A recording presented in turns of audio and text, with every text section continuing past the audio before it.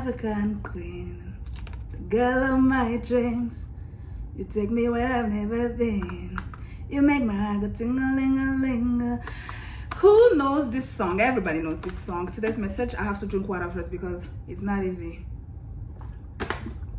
Greetings, first of all, from Central Africa. I'm on country 7 of 54. I must see all of Africa before I start popping kids and then marrying, entering that business. I must see Africa.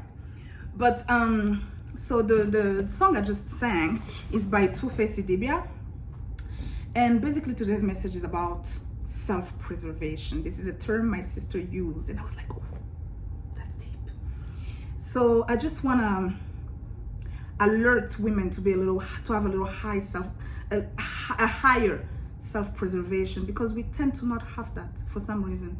We tend to be selfless, and in the end it doesn't help.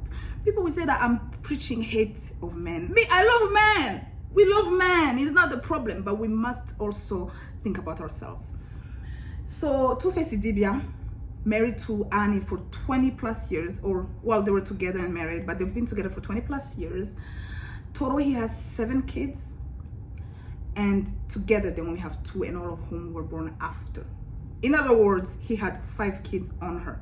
All right, just listen. The girl, she was there, she cried, she stayed, cried, stayed, cried. 20 years later, the man was like, you know what? You're not my style anymore. You're not my style. You're not my spec. Dark skin doesn't do it for me anymore. Your short hair doesn't do it for me anymore.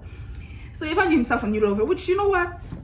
We can't even hate, because it is on you. If you accept, excuse me, if you accept to tolerate trash year after year, decade after decade, then you can't be mad if the person is like,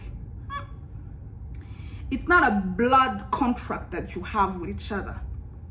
It's only Christ that doesn't betray. So human beings, tomorrow I can just be tired of you. Which brings me to my point.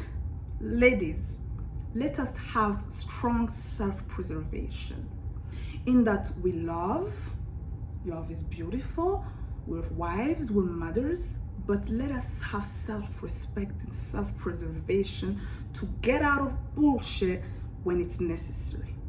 Because if you don't, I'm putting on my serious voice, if you don't, 20 years later he'll wake up and say, you will say, I've given you 20 years of my youth.